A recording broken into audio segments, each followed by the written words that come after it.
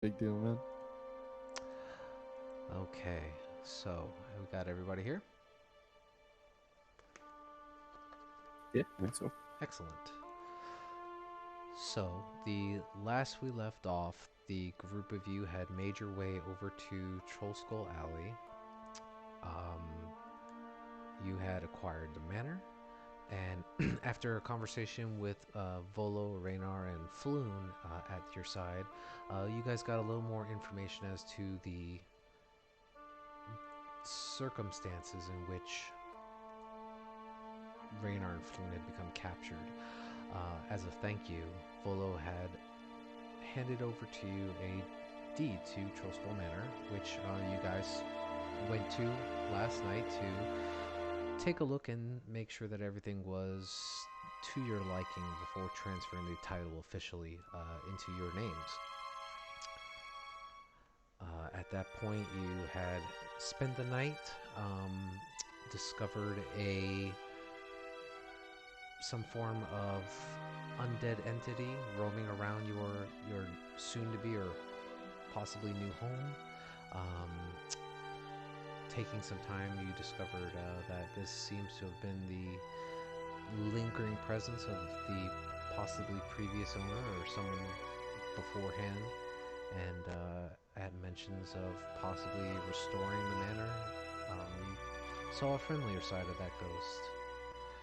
You also seen some darker sides of him when you first entered. The following morning, you guys headed over to the Steam and Steel Anvil workshop directly to the southeast of you inside Trollskull Alley. There you were greeted by Emmerich and Avi, two Genasi, very different viewpoints, but however they seem to work together in the best of times. And I believe you guys were heading over to the Bent Nail, as Emmerich had told you that that would be a wonderful place to request some possibly good furniture.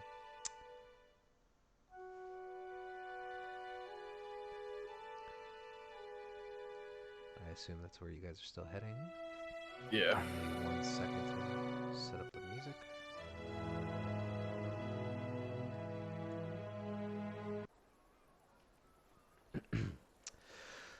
So, as you guys exit the Steam and Steel, aka number 3 on the map, and if you guys need to make marks or anything for yourselves, or if you need additional notes, I believe you guys have a notes tab as well. Um, you head directly across the street and you start making your way around the alley to the northern side of the building, where you can see the green awning overhead. Um, a small wooden sign above the shop's main door is bar, except for this large bent nail that's just sticking out of it. The front room contains displays of ornate wood furniture and a wide selection of bows and crossbows. The wall behind the counter, peering through the window, is lined with rows of finely carved wooden canes, quarterstaffs, and shields.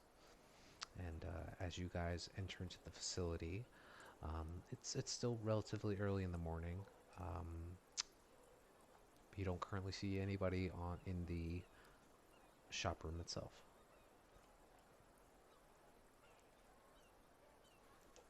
Yeah, I'm gonna start looking at some of the furniture. Okay.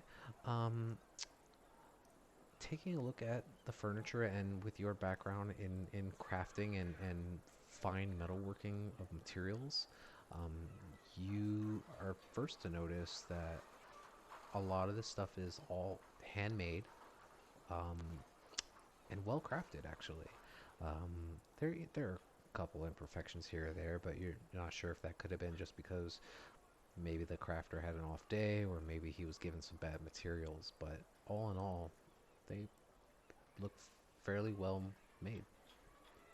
There's all sorts of um, stools, chairs. You can see a few different tables of various sizes, and then you can see that there are some bedpost bed frames that are not assembled but just kind of stacked up in one corner.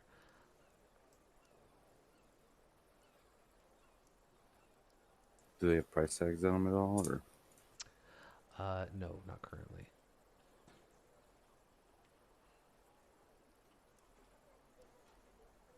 I guess I'll go look. I'll start looking around for like a shopkeeper. Sure. Yeah, so you announce yourself as you're walking around the shop, and a few minutes later, you see that there is um, a half-elven male that comes out from the back room of the building, and he says, "Oh, I'm so sorry. Didn't hear anyone come in. Good morning." And he looks around the rest of you. My name is Tal Sylvaner Fellbranch. Please just call me Tally. I'm the owner and chief artisan here at the Bent Nail. Is there something I can help you all with?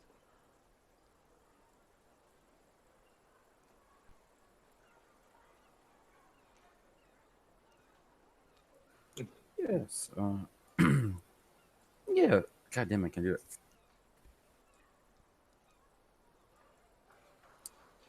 I'll just ask him for some furniture. Oh yes, we have a wide selection of various different furniture here. Is there anything in particular you're looking for?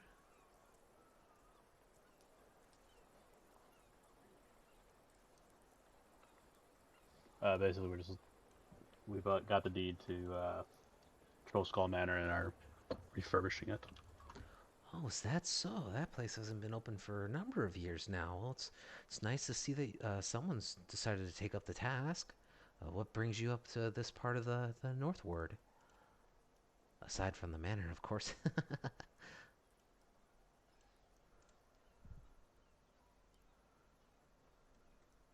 Yes, it's a fixer upper. But we're still hoping to do it.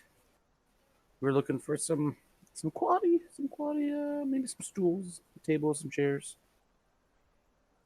Oh, I can definitely help you out there. Have you searched around anywhere else yet? I do make quite a number of things. How many, and how much of what are you looking for exactly? Are you trying to just refurbish the tavern itself, or I know that's a pretty big building. We'll have to start small, so main tavern would probably be best first step. Main tavern before like rooms where we live and stuff. The main tavern is the first floor. The rooms and everything else above it are you have to walk out in the backside and then up the stairwell. Well, I suppose we could do some beds too. Okay, okay, that's not a problem. I can definitely make that. We do have a couple here, and you see as he motions over, there's a couple basic chairs and furniture, tables, and a few bed frames.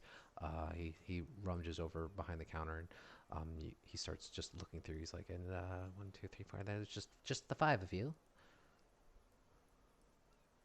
Yes. Yep. Yes. Okay, okay. Well, I have three here right now, that I have made. I can make a couple others, but it'll take me a couple days, maybe two or three. I'll just have to gather the materials, and I can definitely start working on that for you. It shouldn't be a problem. How does that sound? Give us a quote. Sure. Sure. Well, I mean, well, can we work out some sort of deal, like a bulk deal? We're gonna be ordering quite a bit of furniture. Well, am I to understand you correctly? You're asking for my shop to be able to furnish the entire place. Yeah, I mean, well, that's and you see kind of a little startled at the prospect of it, and he just starts zoning out a little bit as he's thinking of the grand scale of how he's gonna put all that together. He's like, well, what kind of turnaround are you looking for on this? Turnaround is in uh, completion date, or Yes, yes. Like, oh, do you guys have a deadline for opening? Are you guys just trying to slowly put this stuff together? I'm trying to get an idea of how many late nights I'm gonna have to work. And Perry's gonna look around at the group. Well, we're not in a hurry. Um, We do have like a certain period. It's like there's like a monthly rent that we have to pay, like weekly or something like that. I mean, yes, we would like to make money off this. So maybe the bed's important to everybody, or Tizio, you would know, based off what Calarian had said about monthly rent and fees. Typically, only operational facilities would be charged that tax. So if you guys are not operational, you probably wouldn't be taxed like owning the facility until you decided to open the doors. So essentially, we can live here without paying for any sort of like taxes or like no sort of fees until we actually open up shop. No fees related to the operation of a business, no, because you would still have to be registered with the proper guild hall, and then that's when you would start, monthly fees and services for supplies and equipment and things that to help maintain the. Roll a history check for me, or an intelligence check, just straight intelligence.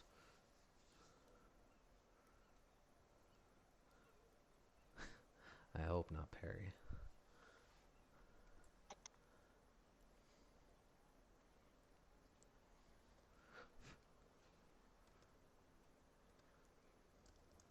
I gotta go change my laundry real quick. Okay. It's a shared machine. I don't want to be that guy. Yep. As Talon runs off to the trades ward to go grab his laundry.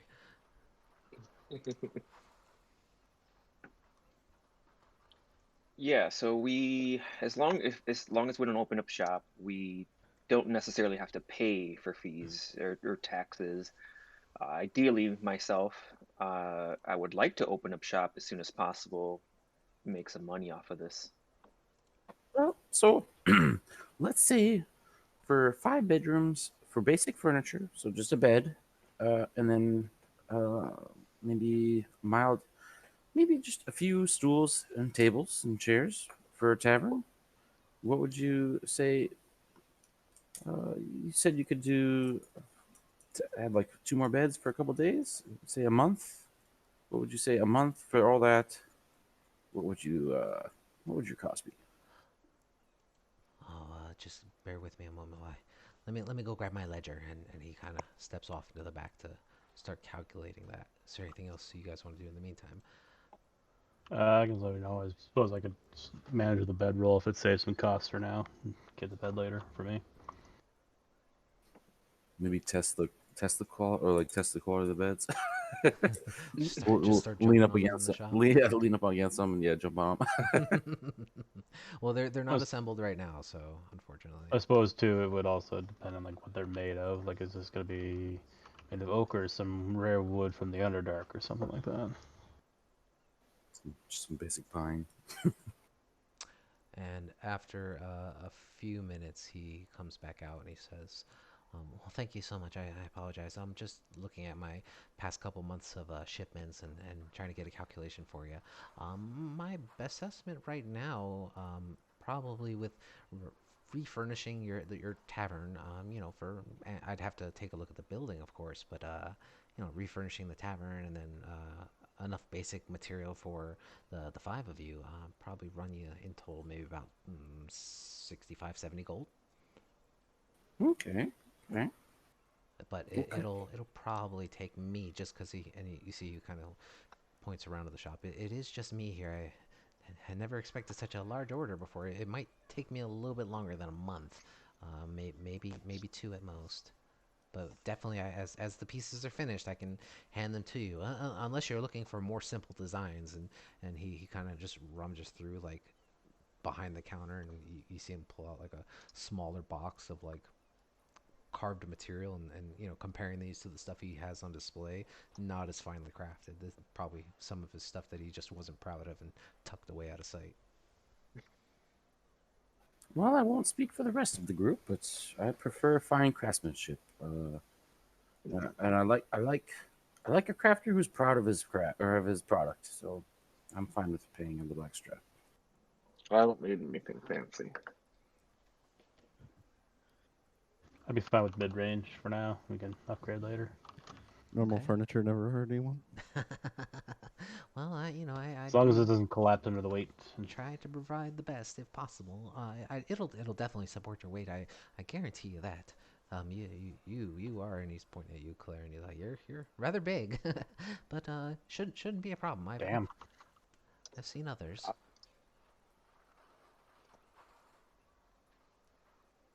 He's gesturing to like your height and that you're wearing like heavy chainmail. But yes, yeah, definitely. If you guys wanted to get that started, definitely. If you just wanted to pay half now up front, then I can definitely start getting worked on that for you, as the pieces are completed, I could definitely have them brought over.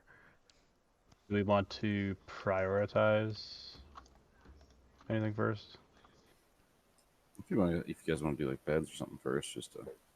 Well, I would feel like if we want to open up the sooner, get the tavern going. If you guys are into Yeah. that, then we can do I would like a bed. that. Wouldn't be a group without some conflict. All right, let's do it. Sorry for being high strung and wanting a bed.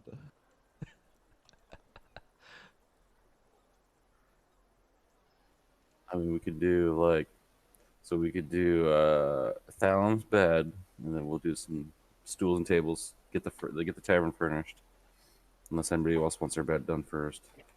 Well, he said there were 3 completed beds, so it shouldn't hold up anything. Oh, you're right. You're right. Yes, I mean, if you are okay with these, I can definitely provide them to you. I whenever I make one, and you see he's pointing at them, they're all crafted. They're not identical. He takes time embellishing on each of the bedposts in different styles to what he sees fit. If you're looking for something more uniform, I can definitely make things in a singular style. But the various things that I do have here currently, you're more than welcome to take it. I don't need a fancy bed, just, somewhere to lay. This will definitely do you then.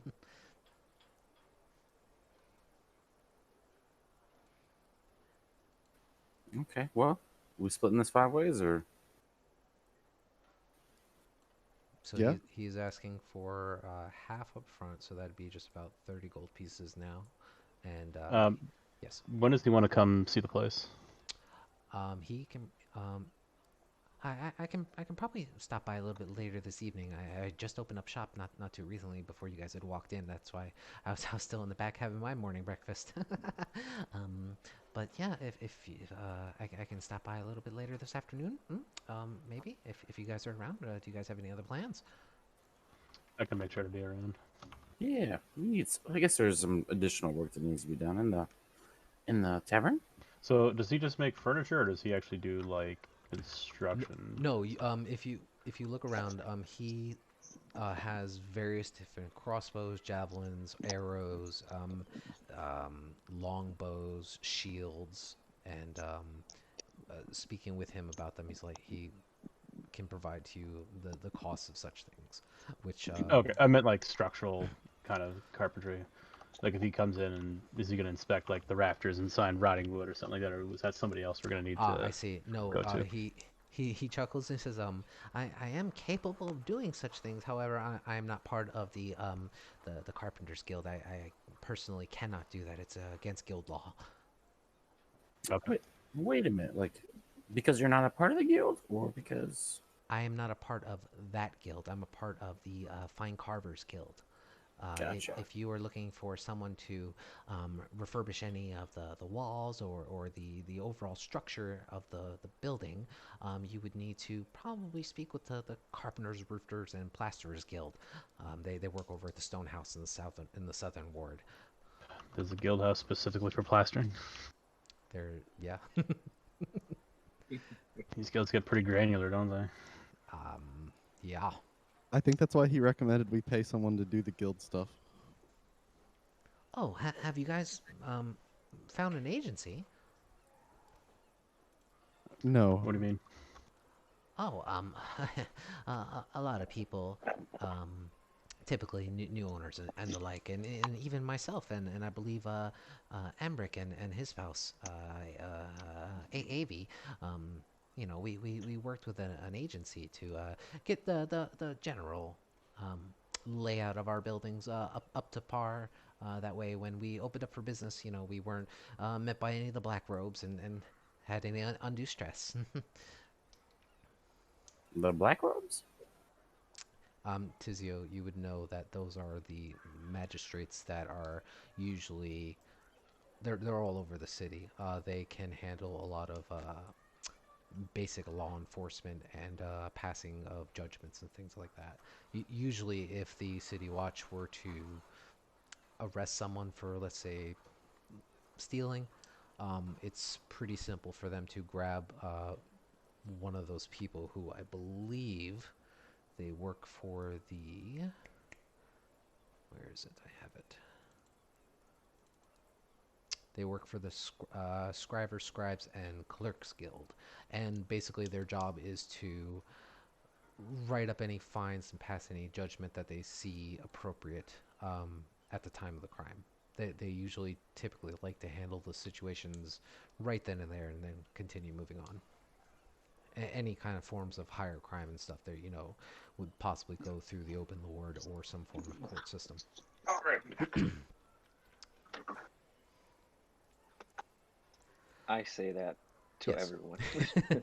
Of course.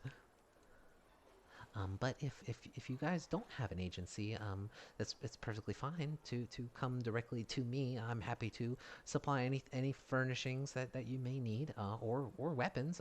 You all seem to be outfitted with might I dare to ask, are you a group of adventurers? Yep. Oh, that's fantastic. I don't think there are many of them around this part anyway. Most of them hang out around the Heroes Garden looking for work and things like that. But it's a pleasure. I hope you guys aren't going to bring any trouble to the area. It's quite quiet here. We don't plan on it, but I looked to In make. this ward, it's I ain't quiet. looking for trouble. Well, that's good. That's good. But if you guys do need to resupply on any kind of weapons, I can definitely help you with that. Anything made of wood, I should specify. Kind of points back over to his supplies. Would you say would you say your weapons are above average, or like your javelins, your crossbows? Would you say your craftsman's above, like your Um, typical person? Well, personally, and he kind of looks around, see if there's any other patrons.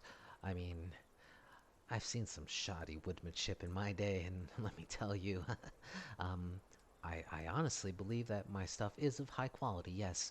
But it can deal a fair amount of damage, if handled correctly in the right hands, of course. But it's to each their own. Okay. Well, I'll see you this afternoon. Yes, not a problem. I can definitely stop by. During this conversation and stuff, can I tinker with my goggles and do detect magic For 10 ritual? minutes? Yeah, during the conversation, or would I have to do like a separate thing for that? I mean, you can. You can. The conversation in total with the wait. Yeah, you should be able to, because it took time waiting for him, and we'll say you started it almost immediately as soon as you got in there. But yeah, you take the time to adjust your goggles and put on the right rectangles for it, and once you get everything aligned up properly, um, you're not noticing any magical presence in the immediate area. All right, thank you. You're very welcome. And what was the name of the shop and the shop owner's name? Tally or Tally and the bent nail. Yep.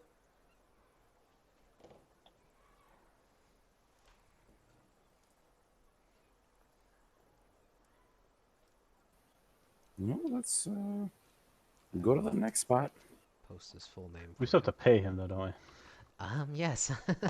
If you don't mind, I mean, if you do want furniture, I do need to get some form of payment. But I mean, if you'd rather hold off and maybe coordinate with an agency, you can definitely do that. And you can specify if you want them to work with me to get these things done for you. Well, we can pay you now, I suppose. We're already here. We already talked this through. I can front the money. Would I know if like with these agencies and stuff like that, would the level of quality of the stuff that we're getting, like, is it going to be something where the agency will come through and say like, no, that you need to have a better quality for the area or something like that? So the roll a history check for me.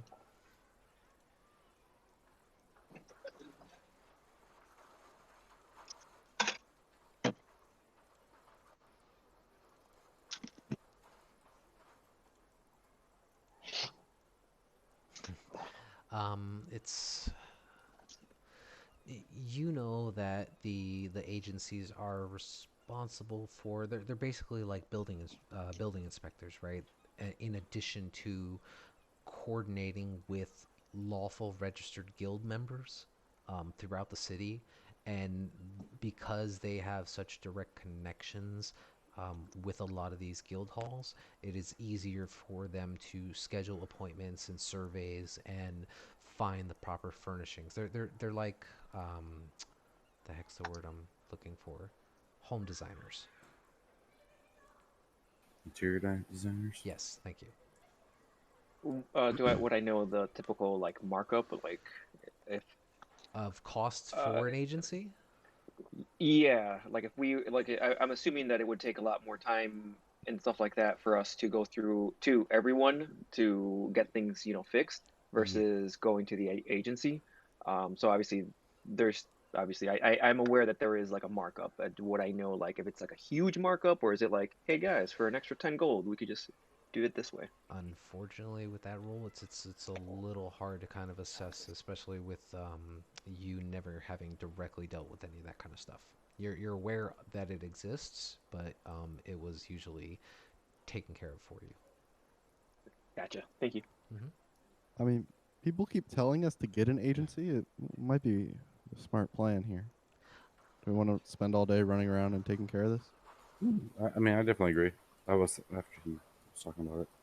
Yeah, I'm fine with seeking agency. And Tally chimes in at this point. It's like, please don't get me wrong. I don't want to force the idea of an agency on you.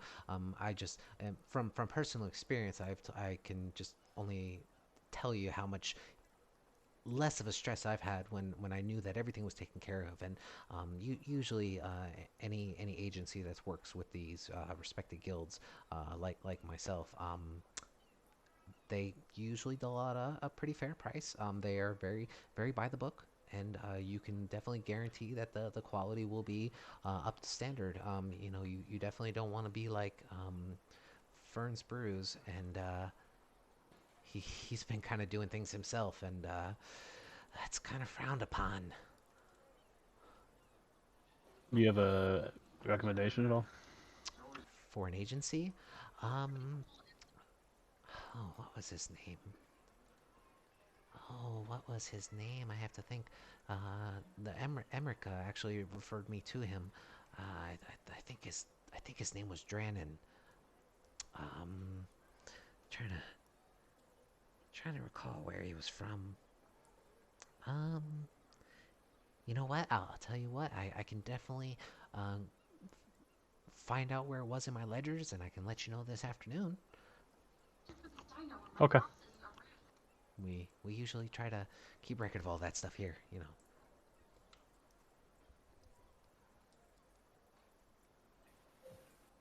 Works for me.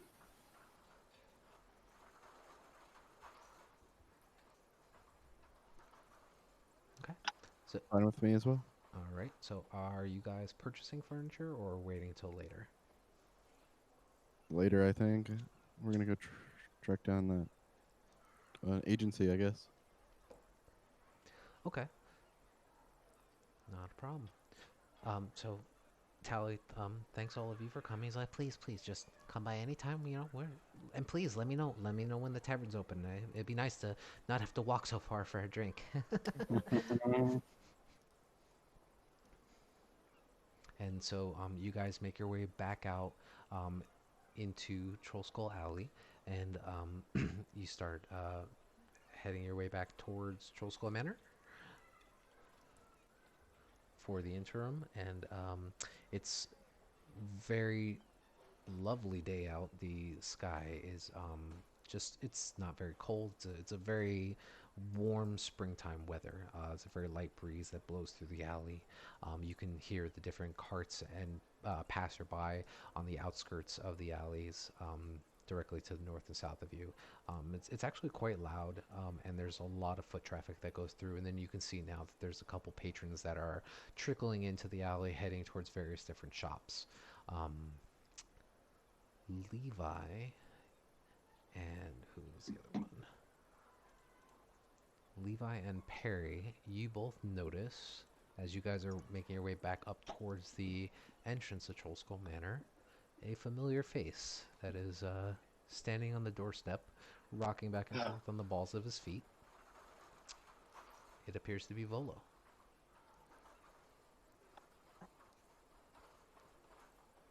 He looks over to the group of you, and he beams a smile across his face. His clothing looks a little bit tattered, but nothing worse for wear. As a random streak of fire hits on the other side of the street, causing chaos and madness. He gestures a hand up in good morning and hail, and he says, I've been waiting for you. I thought you guys were home when I knocked, but I didn't hear anything." Volo, what are you doing here? "Well, I did tell you last night that I'd be coming by to take you over to the magistrate's office to transfer the deed, if you deemed everything satisfactory." Well, What part? go for it. What part of Troll Skull Manor were you expecting us to find satisfactory? "Well, my young red friend, this place is prime real estate here in the North Ward. There are not many places such as this grand establishment." He kind of waves around the streets, and there's only your building's probably the tallest in this alley. Sure, it's seen some misuse, and it's been in a little bit of disarray, but with the five of you, I was quite confident that you would be able to make it a home away from home, so to speak. I pinch the bridge of my nose and I just, Volo, you could have just told us that you're broke. He gets a little sheepish mentioning that. He says, uh, I'm not broke. I'm just waiting on royalties for my book, you see. I've written quite a large number of them, and it's just unfortunate that so many of them are now just out of date and possibly need republishing, but it's the life of a writer, if you will.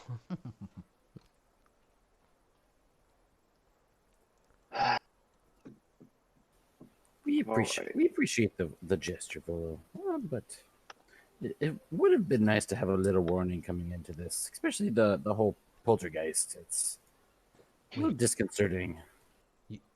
You mean it is haunted? Yeah. Yes, it is quite haunted. Please. ma- And he starts reaching into a satchel and pulls out a piece of parchment and a quill. He says, please, have you spoken with this yet?" Oh, the ghost? Yes, as much information as I can get, please. It would help me so much with my next book. I haven't. You haven't spoken. Just clattering furniture and the occasional getting locked away in a basement. But aside from a book that we found, I would say that no, there's no information. There's a fair amount of information in the book, but outside of that, His eyes grow wide, and he's just furiously scratching notes about as you start describing all the circumstances and events that have happened in this past evening with this specter of a ghost. And he seems extremely enthralled by the concept of it. And he's like, I spent 2 weeks here after I purchased the place. I was in a bit of a bidding war, and I was quite glad that I was able to acquire it. But alas, I sat in solitude most nights, not a peep other than my own. took to drinking with Floon afterwards, and well, you know how that went. Well, the soul has quite an attachment to the tavern portion. And just even speaking of it seems to rile the spirit. But outside of that, not much to go on. That's amazing. Thank you so much for the information. So, what do you guys think of the place? It was a lot of work. In overall, I mean, of course, I do understand. It is not the shining beacon of an establishment as one would hope. I do confess I apologize. However, it is a wonderful place to live in a wonderful part of the neighborhood.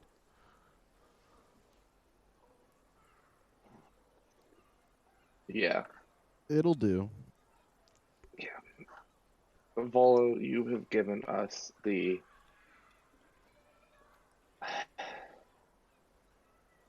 you found the shiniest turd. That's what you've done. And you've given it to us for He's- free. So I guess I can't complain. he's a little taken back by that, and he says, Listen, I'll have you know that this is a very historic building. This building has been here in the northern part of Waterdeep for over 200 years. I don't suppose you know who the previous owners were. Sadly, I do not. The building itself was it had been abandoned for quite some time. I had only happened upon it through a associate of mine who happens to be what's the right word for him? Actually, I'm not entirely sure how to describe him. He is he definitely gets around. He has his hands in a lot of jars, so to speak. Politician? He laughs heartily at the comment. He's like, "Oh no, but I'm sure he's worked for a number of them. He is a scholar, if you will, a lawyer, in short.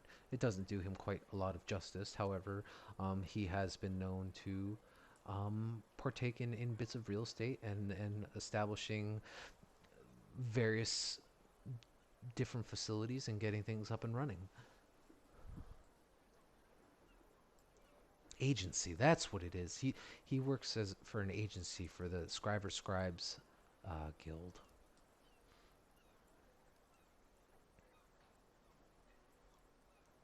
And then the light turns on in his head and he says, I should introduce you, if you guys wanted to. I'm sure he could arrange a fantastic deal for you guys to get this place back up into the best condition possible. Well, we are looking for an agency. That's wonderful. So you are going to take the place then? Perry will look around at the group. Yeah.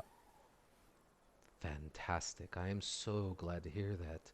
You see there's a bit of a wash of relief on his face as he wasn't entirely sure what was going to happen this morning. Well, first things first, we do need to find a magister somewhere in the castle ward. We could definitely head over that way and get the proper transfer of ownership completed. All right, let's lead the way. Awesome. So you, yes. Question to the DM. My detect magic, I know I did it at the shop and whatnot. Mm-hmm. Would it have lasted when we got when Volo, like we first saw Volo here? Yeah, it would have. Did I see anything on him or no? Make a perception check.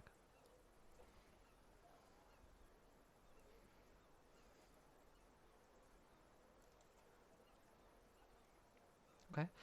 Yeah, you get a very decent look at him as he's standing up on the porch to the manor speaking to you guys. Taking a look through him, you're not sensing any kind of magical presence coming off of him at the moment.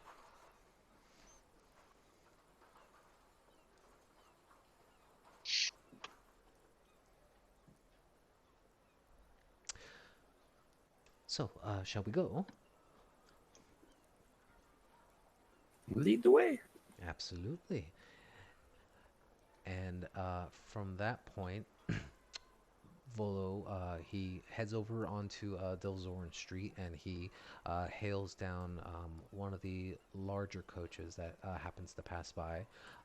Takes probably about 15 or so minutes until you guys find one large enough to fit the 6 of you. And you head on over to... Let me pull up the name of that hall. Do-do-do-do.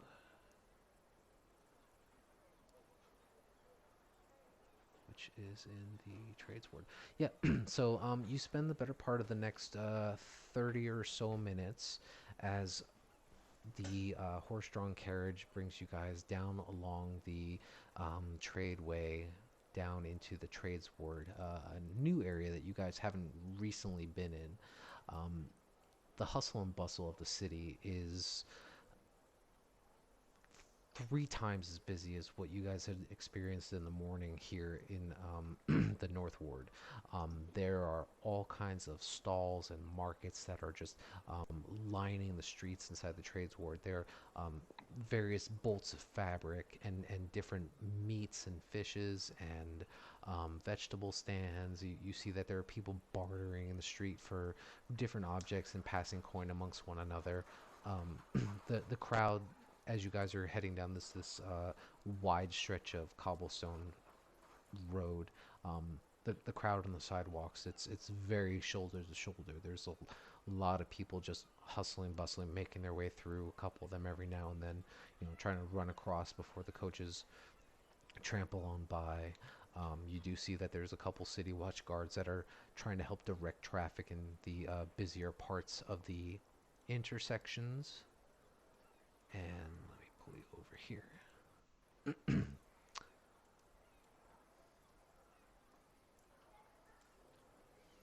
As it takes its sweet time to load. And you guys make your way all the way down to the trades ward.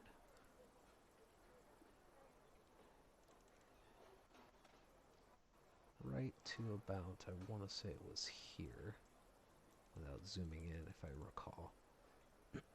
Excuse me. Yep, right about here. So right off of Salbar Street and right before you hit the Caravan Court, which is a very busy area of the trades ward where there are multiple day shops that have been stood up, and there's even more bartering going on there, and it's a lot of foot traffic, so you guys actually had to get out prior to entering into the court and start walking on foot over that way. You guys find yourselves coming up to a single-story building. It is not lavish or intricate in any way, shape, or form. It seems very plain along the wide array of other houses that are there. But it is very clean and pristine on the outside. And as you guys enter in, it is extremely quiet, and you can hear the scratchings of quill on parchment. You can hear very quiet whispered murmurs going throughout, and you can see that there is a large circular reception desk that is there, and you can see that there is a elven male that is currently sitting at the desk going through a large stack of notes and writing various things on a piece of paper. And Volo approaches up to the desk and he says, let me pull that paper up.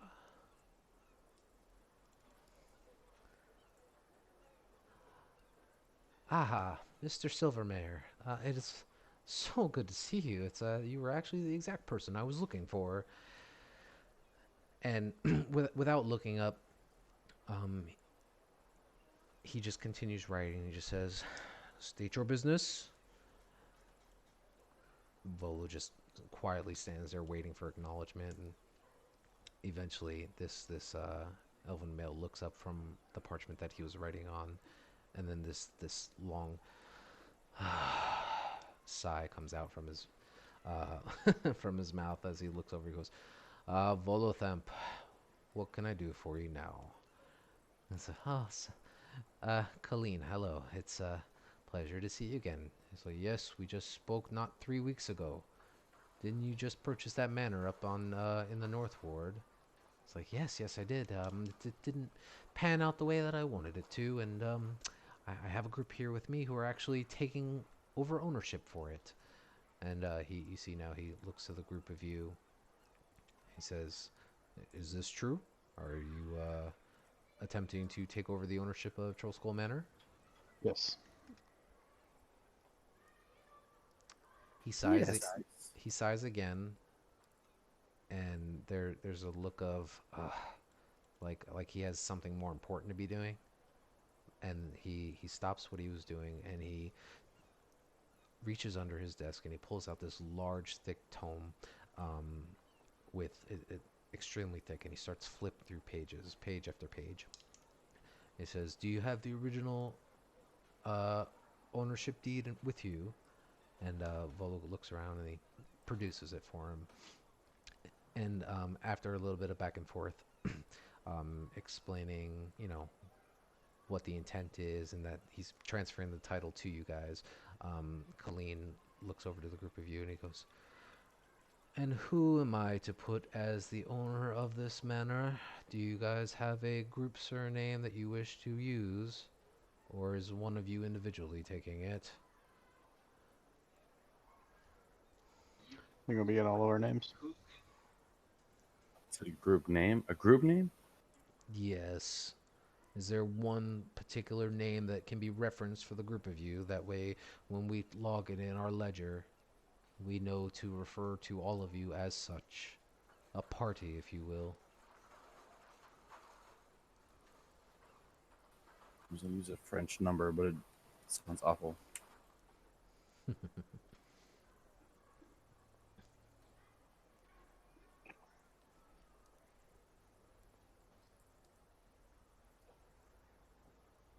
See if I can come up with a good name here.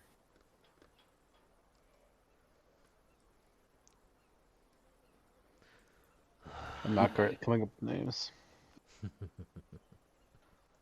What if we give him? I mean, he's not gonna necessarily know whether or not we're who we say we are. What if we gave him the name of someone else, and that way, if anything ever happens, it would be on that person, not necessarily on us. Do you say this in Kinda front of him? You say this as you guys are standing there in front of him? No, I'm asking.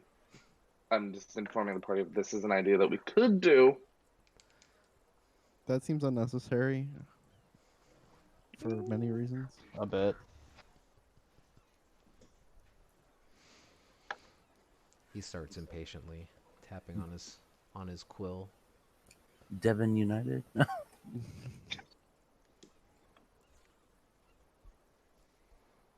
And we can just go for like a Greek letter. The Ochos.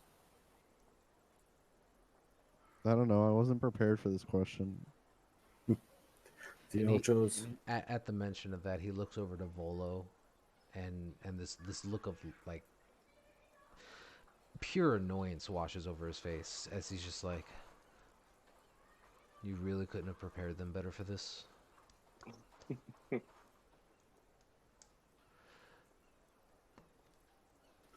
Tackless tigers. Gentlemen, listen.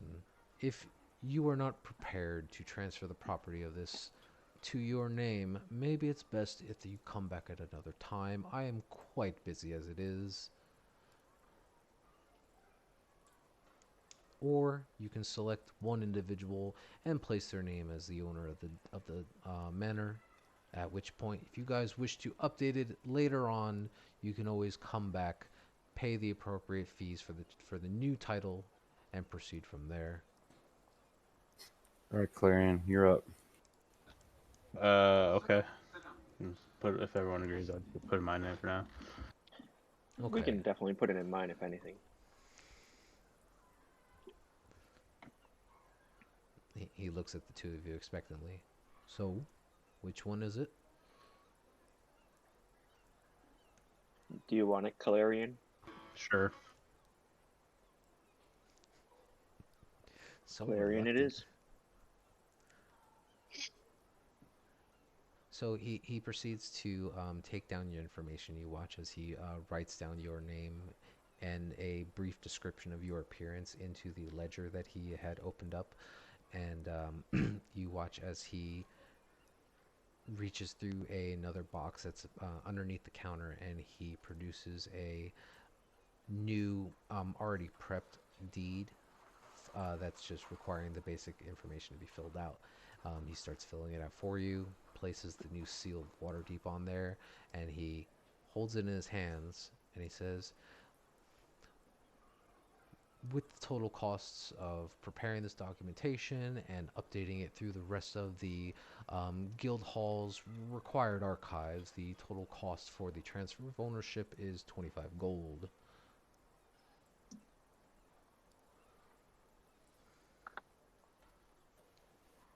$25 gold, he said? That is correct.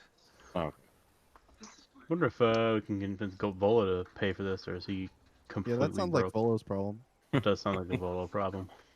Do you guys say this to him? Yeah. all right, Bolo. Look, you kind of Kinda shortchanged us on this whole house, this whole tavern thing. I feel like 25 gold isn't a lot to ask from you, He considering the state of this house. he looks over to the scribe, and then he looks back at the group of you, and there's just this smile that comes across his face. It's trying to be warm and open about it. And he goes, well, I mean, the property is definitely worth more than what I originally offered you guys. I just want to put that out there. And of course, typically the new owners are usually the ones to take care of the fees and taxes required for such a trade. But if you guys are in a pinch, I can definitely pay for this here if you guys truly need it. That'd be much appreciated. I mean, I'll make, Calarian could always pay for it. It is in his name. I'll make you a deal. You pay for it, and then you can have access to the house to continue your little haunted house research. Roll a persuasion check. Can I instigate? How does Tizio instigate, aka help? Yeah, it's something with this new research. Obviously, it's a new book, a new hit. Definitely, my friend. That's a quite a bargain. Makes you money as well.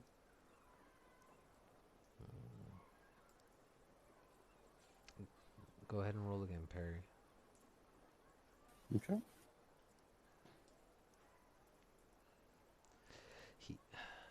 He thinks about it momentarily, and he goes, well, I have been stalled for a little while on my book. Full access, you say?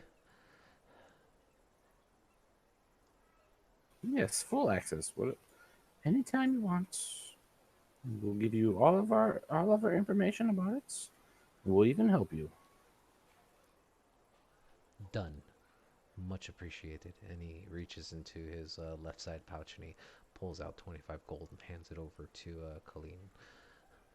Colleen takes the money from him, rolls up the new piece of parchment, takes the old title from Volo, and hands over to you, Calarian, the new and updated deed to Trollskull Manor with your name emblazoned on it. Neat.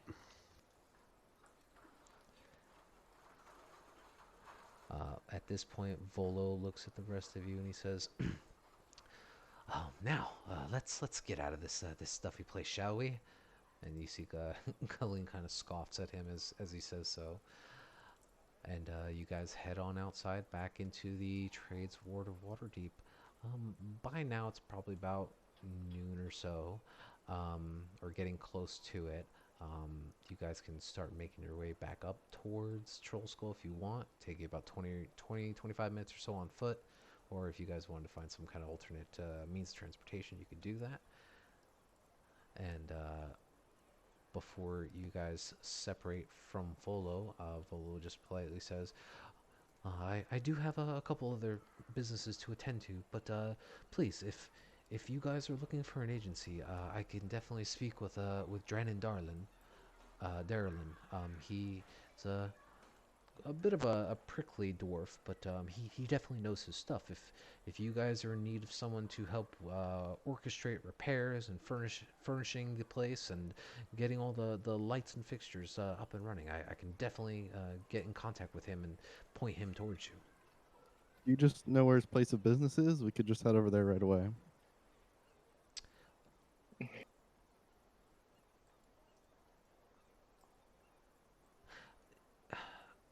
He pauses for a moment to think about it, and then he says, Yes, I do know where he lives, but I would refrain against you just knocking on his door. It's not a guild hall that he works out of. This is his own private residence. So, I've been invited there a couple times for a drink and a conversation.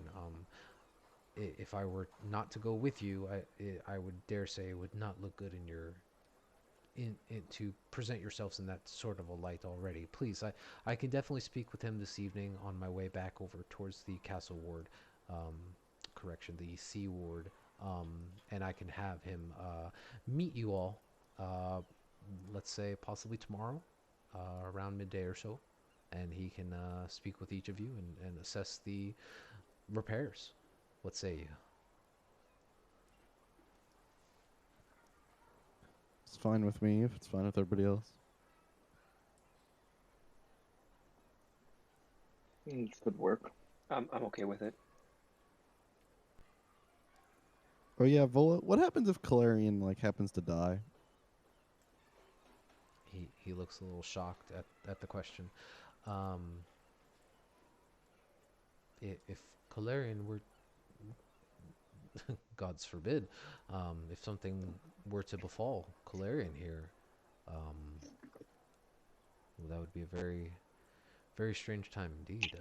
I imagine that the property would therefore be forfeited back into the Scribers and Scribes Guild. And possibly if no one were to present proper proof of claim to the property, it would eventually go back up to auctions, which is how I acquired it. Great. So, who would I talk to about passing this down to one of these other people? How about we just we paid 25 gold for the time to think of a group name, so we'll go get it transferred later. Okay. Absolutely. If there's anything else I can do for you guys, just please let me know. Of course, of course. And he bows slightly to the group of you, and he starts heading west, down back through the Trades Ward, and flags down a coach. So, you guys are in the Trades Ward. Where do you guys want to go?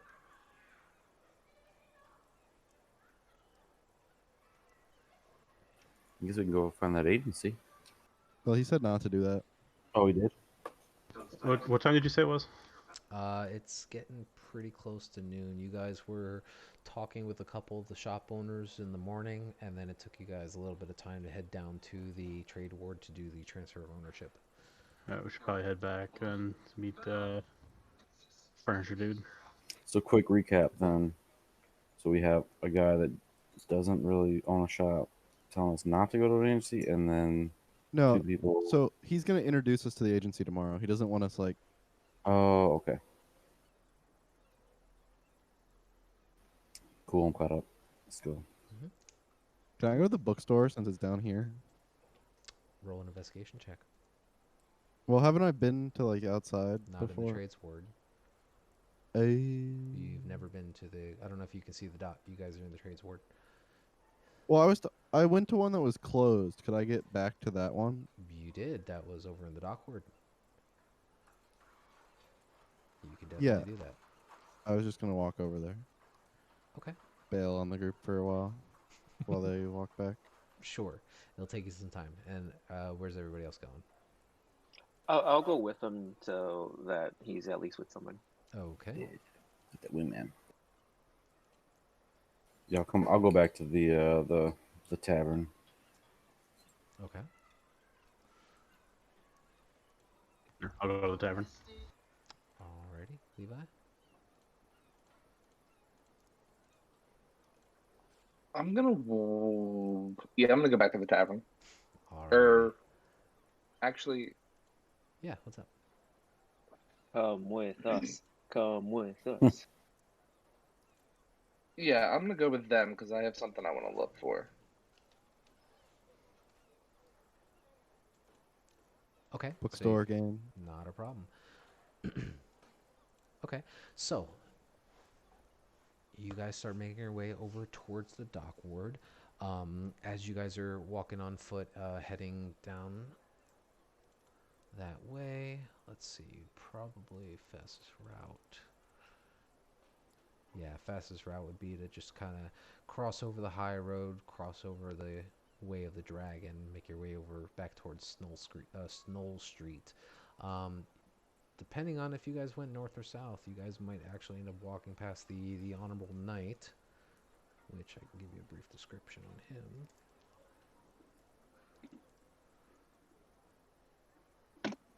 Pull that up.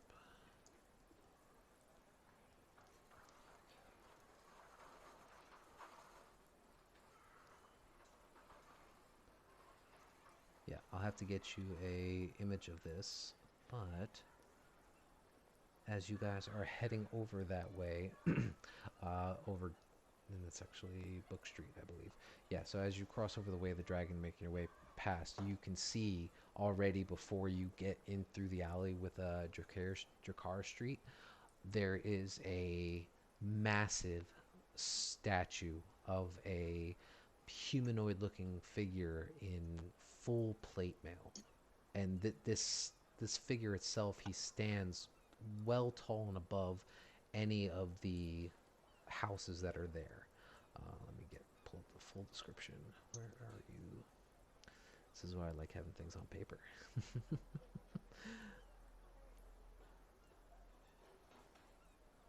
Bear with me a moment, please.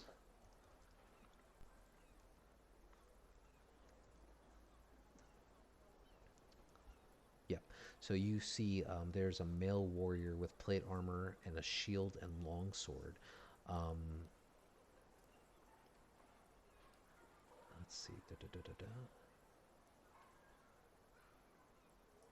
Okay, and he's currently in a pose of where the sword is jammed into the ground beneath his feet.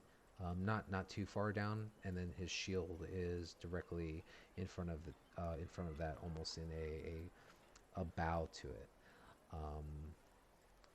Let's see. Tizio, you can roll a history check, and Talon, I guess you'd be able to roll a history check too, right? You're proficient with history. Levi, are you proficient? History, no. Okay, but awesome roll for the both of you. So I'll read off to you exactly what it says here. The Honorable Knight is a statue of a male warrior in plate armor with a shield and longsword. Back during the Spell Plague, a lot of these statues were not existent on the material plane, and because the Spell Plague had wreaked so much chaos on magic within the material plane, these creatures, quote unquote constructs, appeared almost out of thin air from the ethereal plane, and they were essentially summoned here to protect the city of Waterdeep. And with your role, you would know that was basically at the control and original creation of one of the original Blackstaffs. But currently, when the statues had stopped, it had bowed down to those opposing it. straightened and sheathed its sword, and then doffed its shield, setting it point down in the ground and upright by its side. It then stopped all motion in the same position, facing southwest towards the harbor and looking for all the world like a castle guard standing at ease. The pose is assumed led to its naming, and it's viewed with respect by a lot of the citizens in the south wards.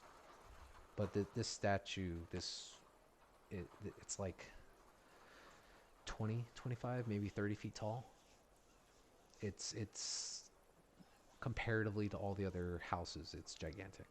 And I'll get you guys. Do we the- walk by it, like close to it?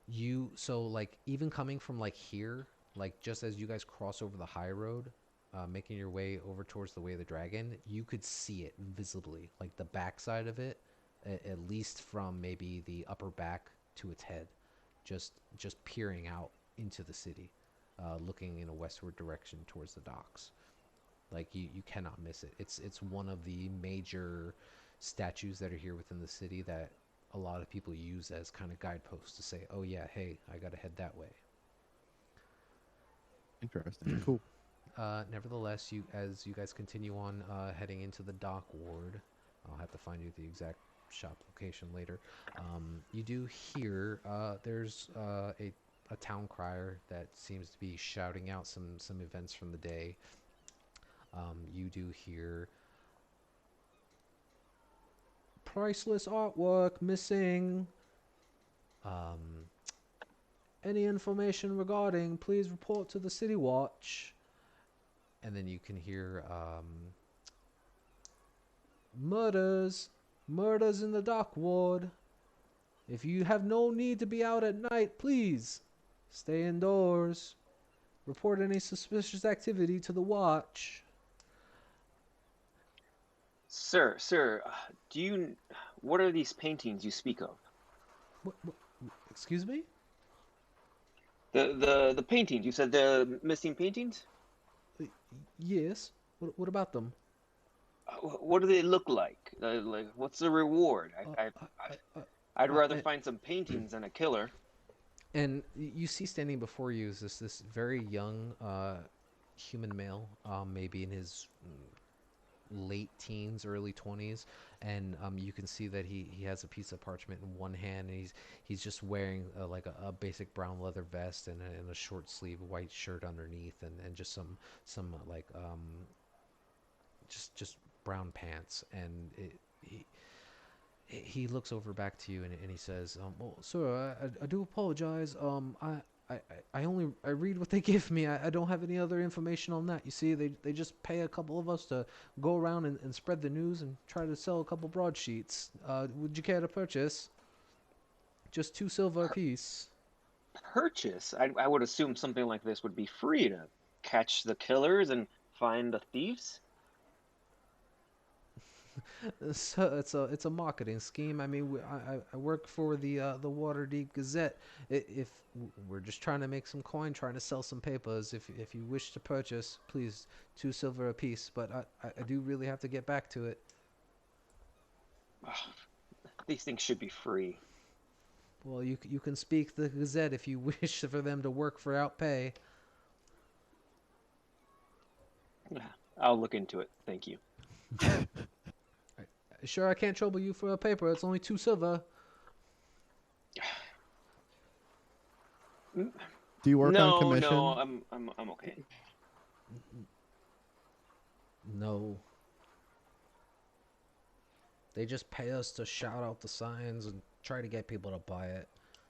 I only make about 3 silver a week. I'll hand him a gold. He's like extremely, like he's looking around like to see if anyone noticed it. So thank you, please here, take this, please. No, I don't want the paper. What? Just have a good day. He's extremely confused. And I'm just gonna kind of go up to him and as well, like kind of like lean closer. And if you hear anything, and wink, anything valuable, there could be more. He looks at you, and just, tries to memorize your face momentarily. And you just see him give a quiet nod. Right. So right.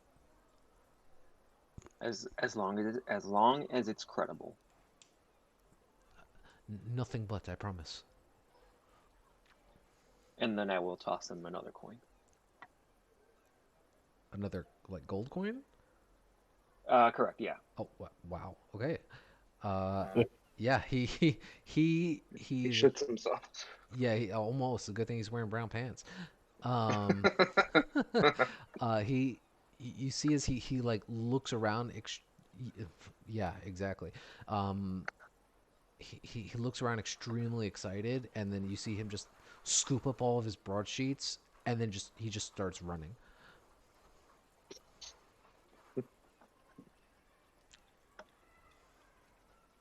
Make a perception check. I'm gonna tackle him. No, I'm just joking. Go for it. Make an athletics check. Okay. Yeah. He's a couple of the broadsheets, fall out of the sides as he's running down the street. He kind of bumps into one or two of them. Tell him, Levi. You can roll perception if you want to. He's just running.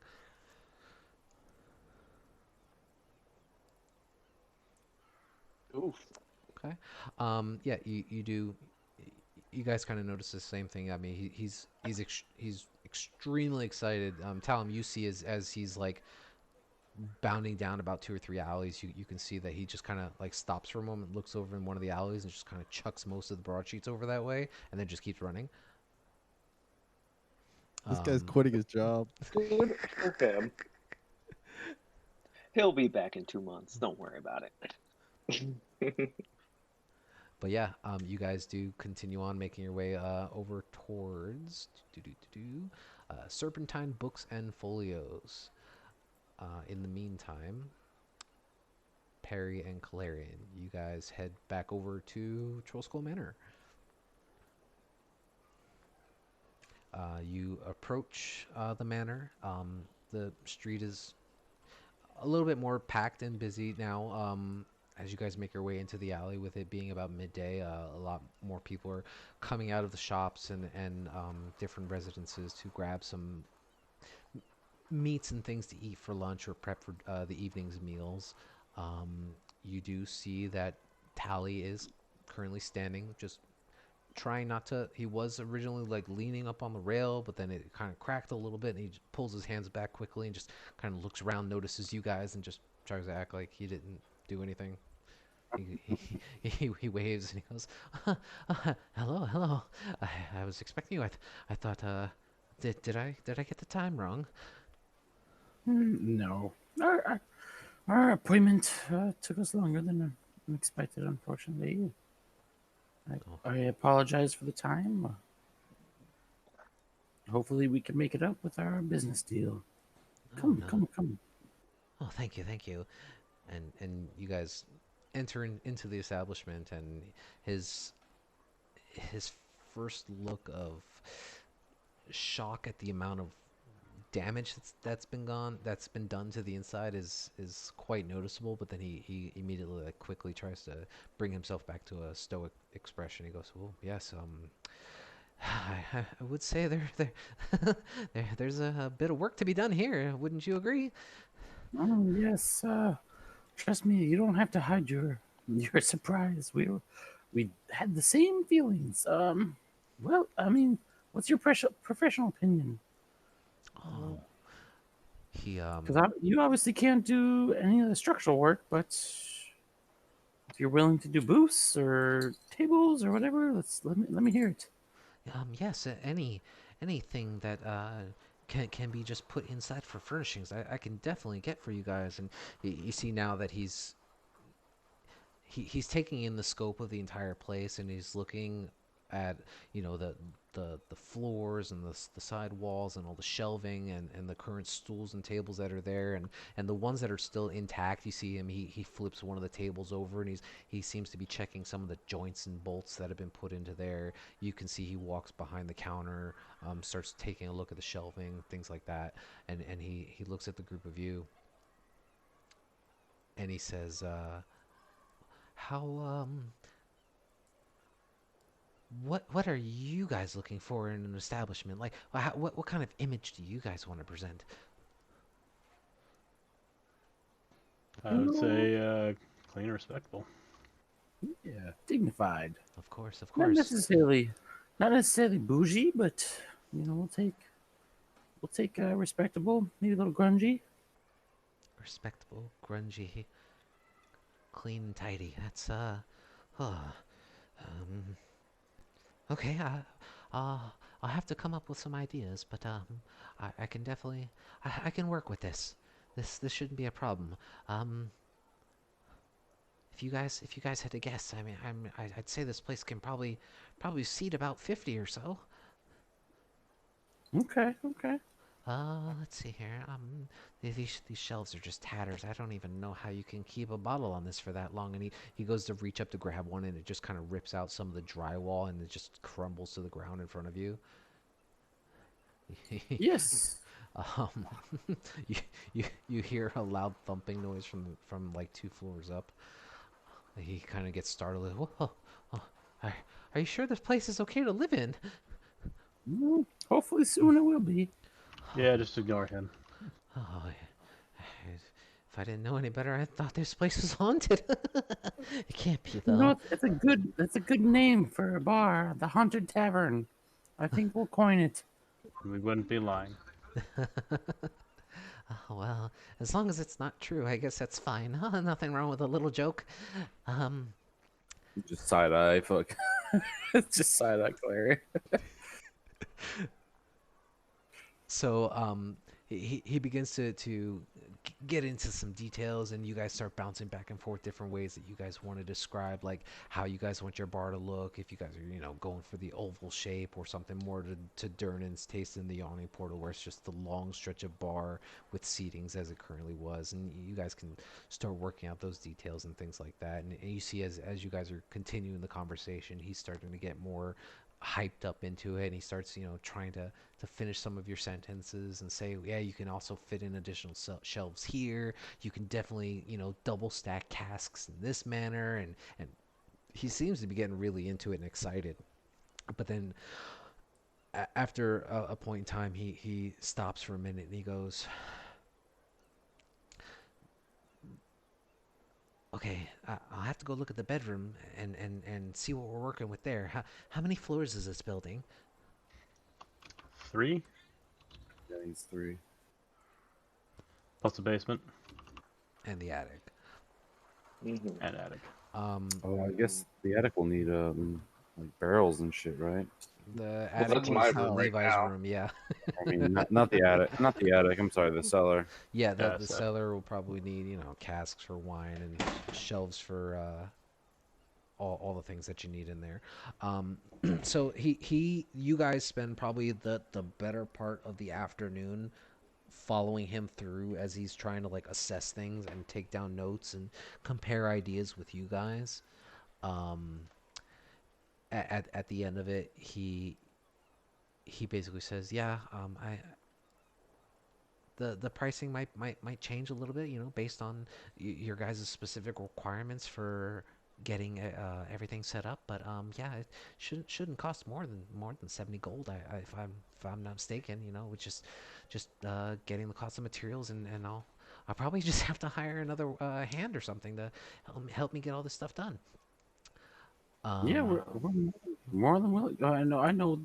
Our initial talk was a little less than this, but even now that talking to you, it's definitely a bigger project. So we can definitely renegotiate. So just Well, and to be fair, the initial thing was just like stools and a couple of beds. Now we're talking about shelves and casks and stuff. Yeah. He nods with you, and he's like, "Yeah, it was pretty barren. I don't understand who thought they could just run it on the bare minimums." And he laughs again, and then you see as he because you guys are in the tavern as for the majority of this conversation, he kind of looks out the window, and down across the alleyway, you guys can actually see. Let me bring you over there real quick.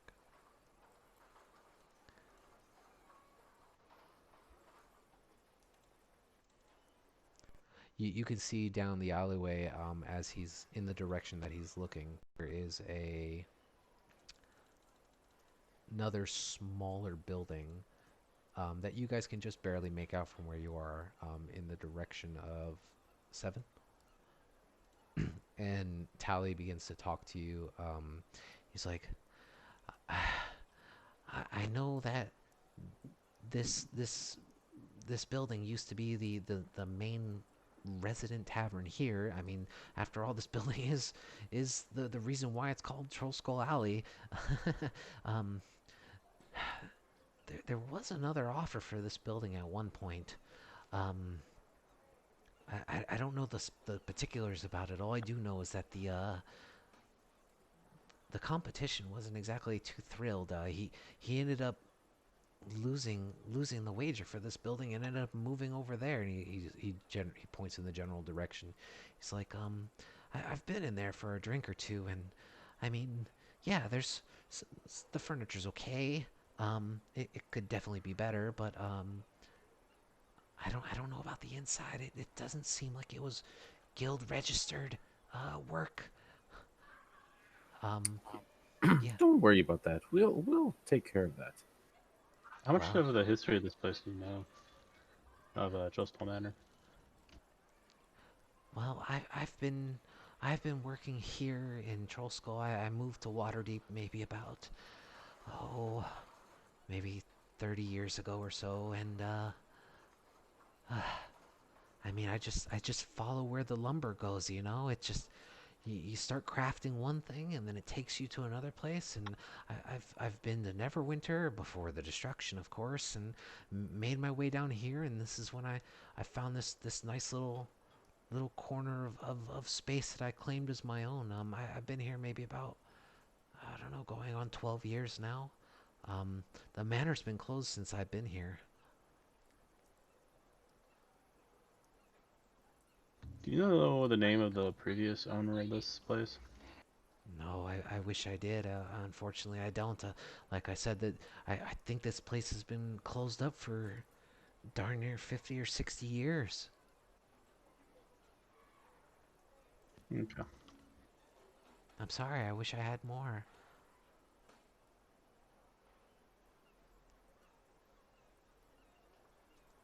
But I think that and he starts tapping on his notes. I think I do have everything I need. Are you trying to furnish the place before the structure's done? We could probably get it started. Yeah, we're not Need it all at the same we're not time. in a rush, and that was hopefully the message I conveyed to you earlier was, we're not in a hurry. I know some of the group want beds to sleep in while we continue our adventures, but we How will. much storage space do you have at your shop? Oh, well, I'm definitely gonna have to find a little bit more. That's one of the tricks that I've. That's why I said it would probably take me a little bit longer than a month to get everything. I'm gonna have to clear out some space. That's for sure. I might have to close down for a couple weeks just to try to expedite your guys' order. It's a big task, and I am only one person. I'll probably have to hire a couple extra hands.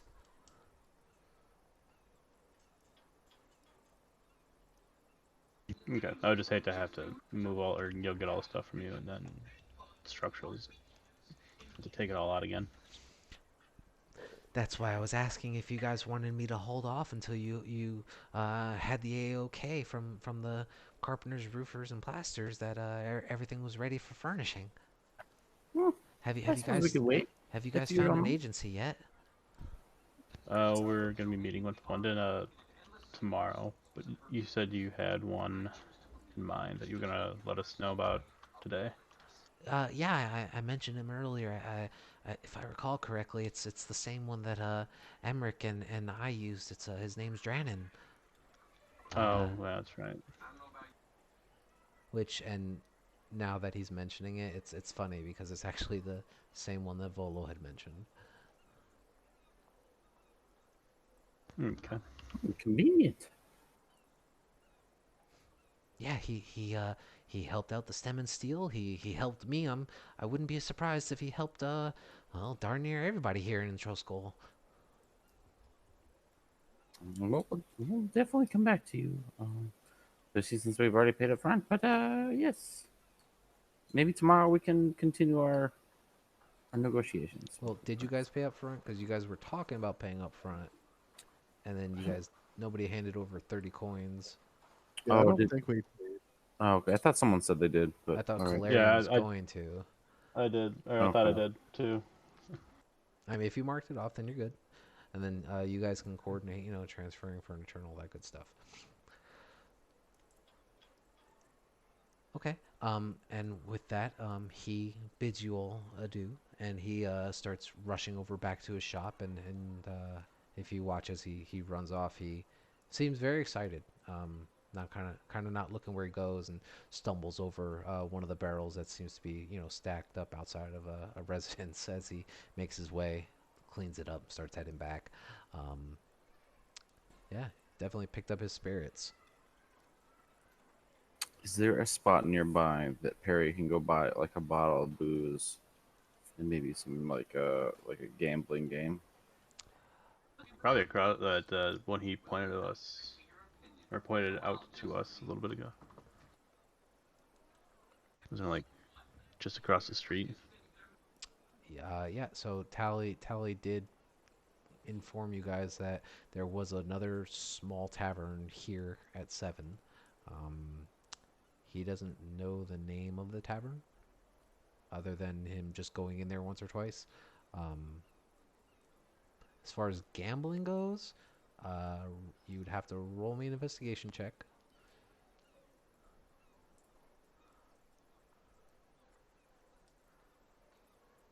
Oh, okay, sorry. No problem. I forgot you were talking to me. Yep. Nice. Nice. You get a -1 on investigation. That sucks. um, the So you spend. Clarion, are you going with him, or are you just kind of chilling out at the house? I'm wondering if I should actually stay behind because I probably stand out. Um, and if we're about to be competitor with this person, I don't know if they're gonna be too pleased to see me. Well, it might be good to meet our competition. Yeah, I'll go with them. Okay. So well, in short, quickly, and then I'll cut back over to Talum, Tizio, and Levi. That establishment is known as Froon's Brews, and I'll post up the name for you shortly. He doesn't do gambling, and we'll let you guys handle talking with them and the situation in that room in a moment. But you will eventually find out. It'll take you guys a number of hours, but gambling casinos and places like that are generally not widely spread within Waterdeep. There's people do it on their own in small little communities, like Friday night poker at some place, or like over at the Yawning Portal. You saw there was a couple farmers that were playing there, but no, there are no full on like gambling halls within Waterdeep. It's generally frowned upon. So even like friendly competition, dice Friend, is frowned upon. no, friendly competition. Like what you guys do in your own residence is on you. Yeah, that was my thought. Was like buying like a deck of cards or like some dice just to gamble between friends. Oh yeah, I mean if you're just looking for the materials to play cards or dice or what have you, you can easily find that. There are many different shops nearby.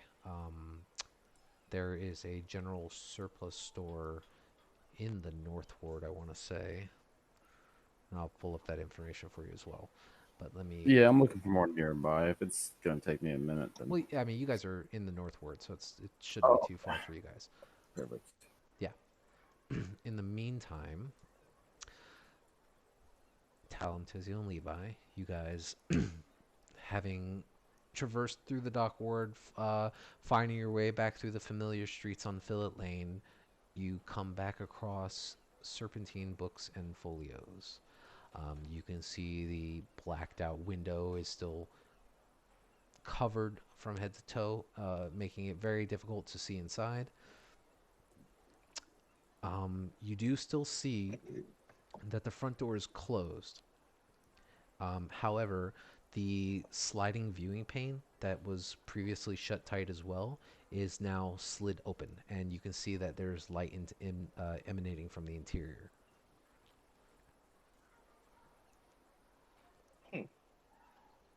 I don't know. Give it a knock. Anybody there? Okay, sure. Yeah, you knock a couple times, and as you guys are closer to the door, there's a strong odor of must and dust that hits your nose, and you can hear a man call out from the inside of the room saying, "Paying customers only." Wouldn't be much of a customer if you didn't pay. And you watch as the door in front of you you hear and it just opens up in front. And then inside, you can see that there are books and scrolls on every inch of the place. Different browns and blacks and tans. There's a thick layer of dust that covers almost every surface that you can see.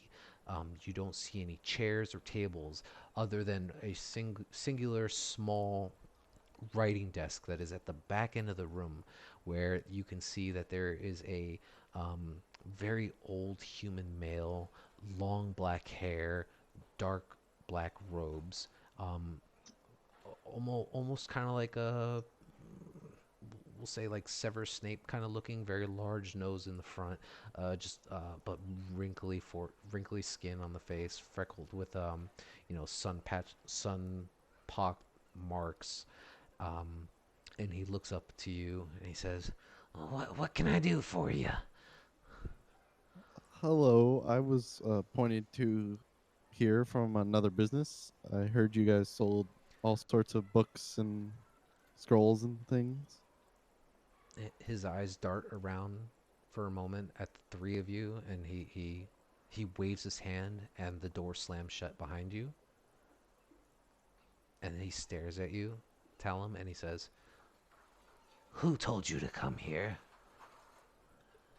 The people at the apothecary. The A&E apothecary. Yes, A&E apothecary. They recommended it. "Oh, the Heinrichs. Fine.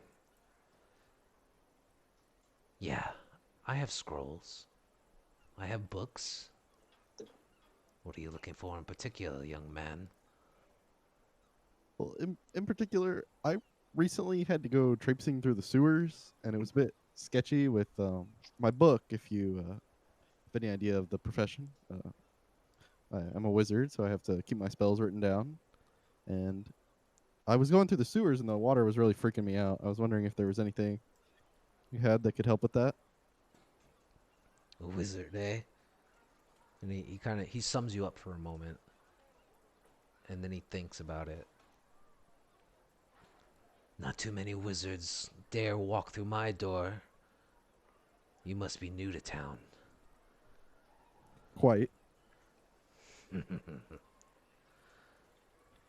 "My name's Jaxel. What's yours?" Talum. "Talum. Staying long?" We recently came into some property, so probably. He leans back a little bit in his chair, crosses his arms. "Property, eh? Whereabouts?" Troll Skull Tavern up in the North Ward. His shoulders kind of relax a little bit, and he looks over at the rest of the group of you. "And what, are the rest of you wizards too?" "I didn't think so by the looks of you." I'm just here for the emotional support. "You'll find no such thing in the realm of the arcane, my friend." "Well, Lean in towards them. Do you have any monasteries around? Within a day's travel, maybe? make a persuasion check." Ba-ba-ba.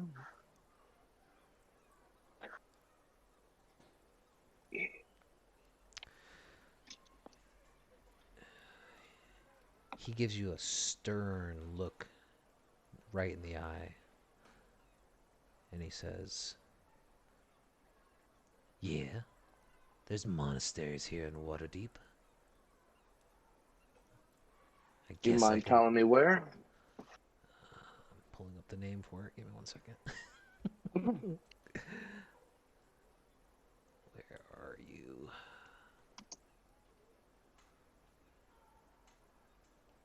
There you are. Nope, that's not the one I want. Where's the other one?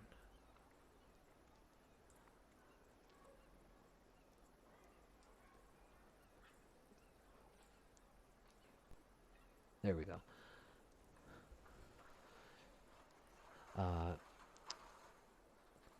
Way out across the dock ward, near the harbors, there's a monastery out there, the House of Two Hands.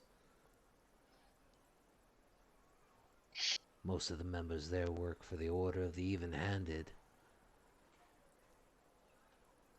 You got business with them? Not with them, but I may have to go take a visit. It's not far, right?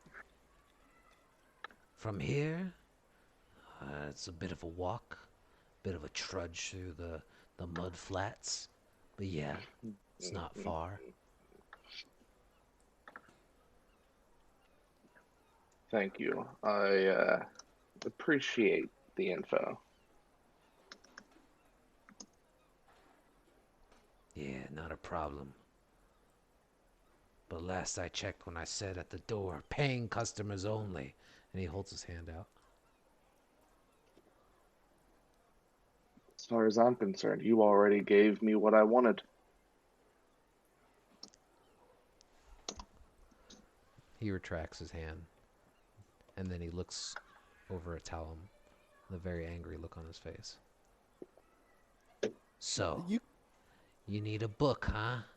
Afraid your little dainty hands are gonna get wet? I guess, if you put it that way. Yeah, I think I can do something for you.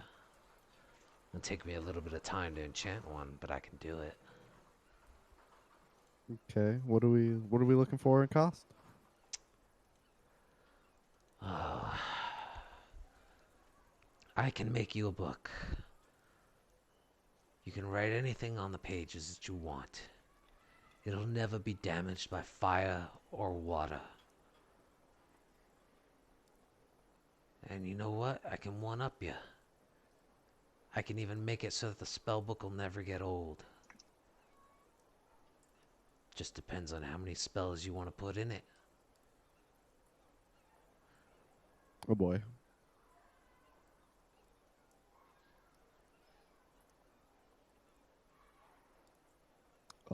Typically, I usually make them about enough of a ledger to put about 100 spells.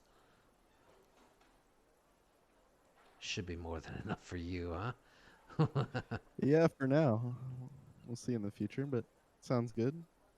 Well, the going rate for that, including enchanting time, and I have to close up my shop to work on it, it's about 8 hours of work a day for me. I can get you one in about 3 days and run you about 500 gold. Oh boy, we're not quite there yet. Keep you in mind. He lets out this long, drawn-out sigh. Well, what are you there for, then?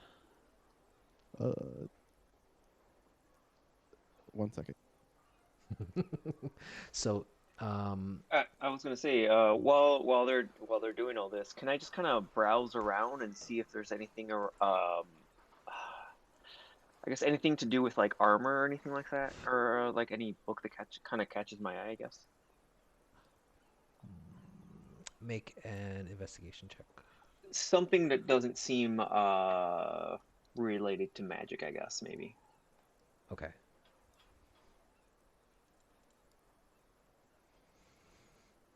Okay, 15.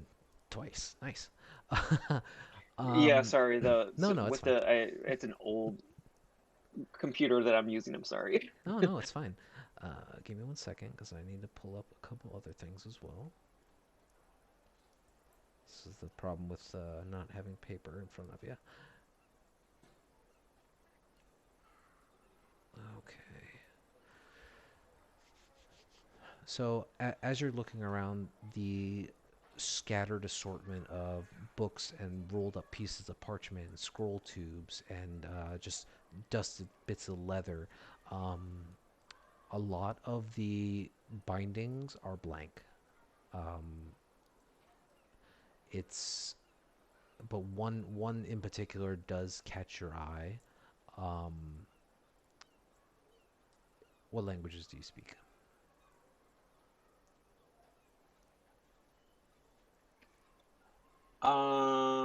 Common, Dwarvish, Elvish, Undercommon.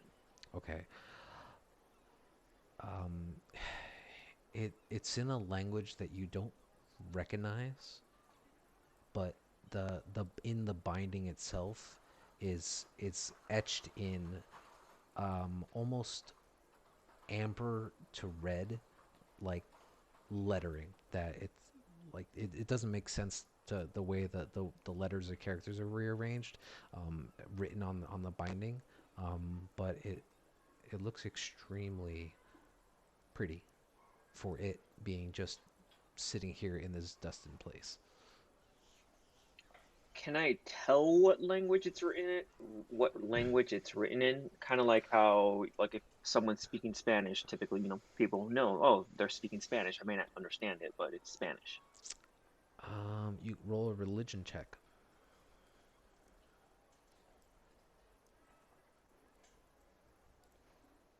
It it's not a form of it doesn't have any kind of iconography or symbolism on the binding that you're able to associate with any known deities or things of that nature. It's a little bit beyond your grasp, unfortunately. All right, I'll put it back. Okay. And you can see the whole time that he's talking with Talum, this guy's eyes seem to be darting to each of you in quick succession.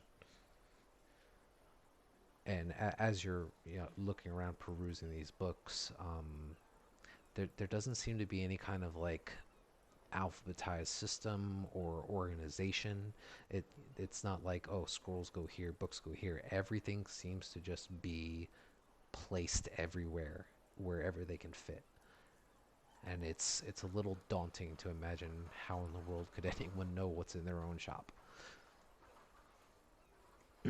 um, so, gentleman looks at you, Janaxel, and he says, "Well, young one, what are you looking for specifically? There's lots of things I can possibly pique your interest. Have you ever? wouldn't happen. Go ahead. Sorry. Oh, No. he was gonna. Have you ever found yourself in a bit of a struggle, and maybe you needed to throw a heavy object at that thing in front of you? I know a spell for that.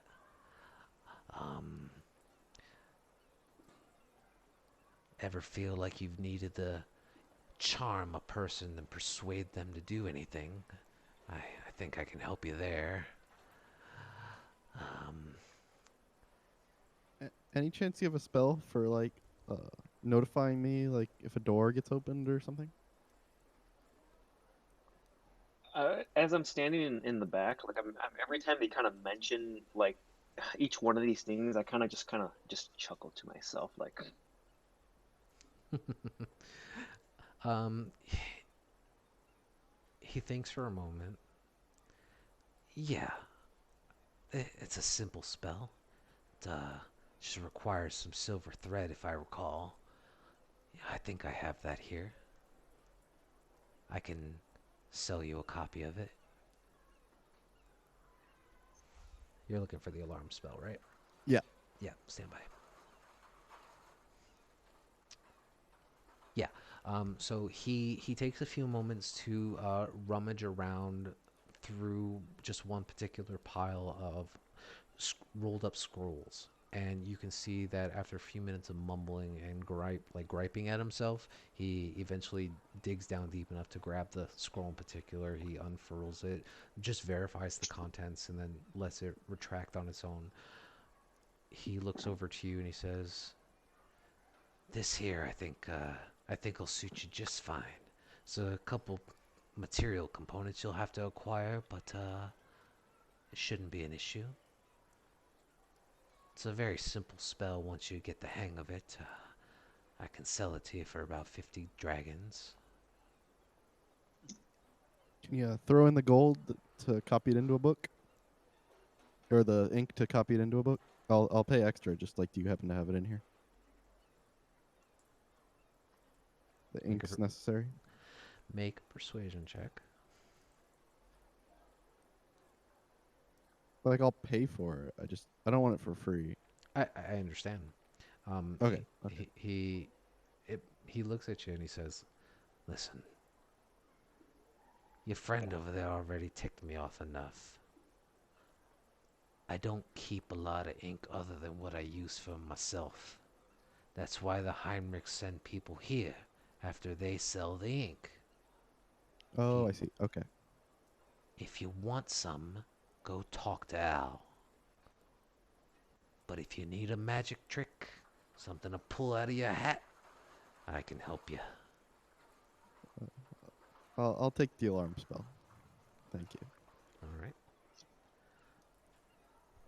So that'll just mark off 50 gold for that, and you have a scroll of alarm spell. I apologize. With the alarm, with a scroll of the alarm spell, is that something that, just from my knowledge, like, does he automatically know that from now on or something, or? So the scroll, if he were to read it, he could cast the alarm spell if he has the components, and that would be a one-time use of the spell.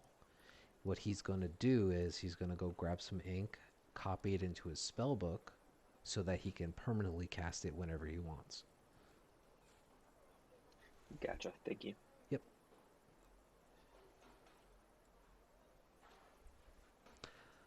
"Well, it's always a pleasure doing business with paying customers." It kind of gives Tizio this stare. Oh, I apologize. Gives Levi a stare. I'll look at him and I'll just give him a little, kind of one of those salutes, and I'll make my way towards the door. Okay. Yeah, you make your way over towards the door. It's still closed. Kind of looks back over to you, Talon. He says, "Talon, was it? Yeah, I won't forget. Don't forget mine." of course. If there's anything you ever need us to do, let us know. We'll be up at the Troll Skull Manor. Have any work for us? "I will definitely keep it in mind." I'm sure I'll see you again. "I'm sure." And he waves his hand again, and the door swings open for you. Onward.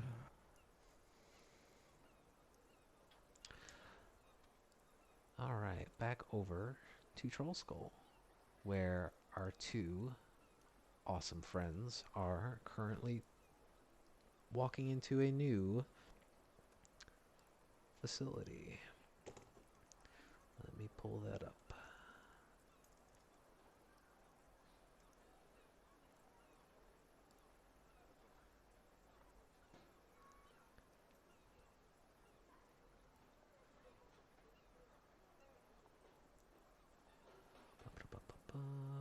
Sorry, give me one moment.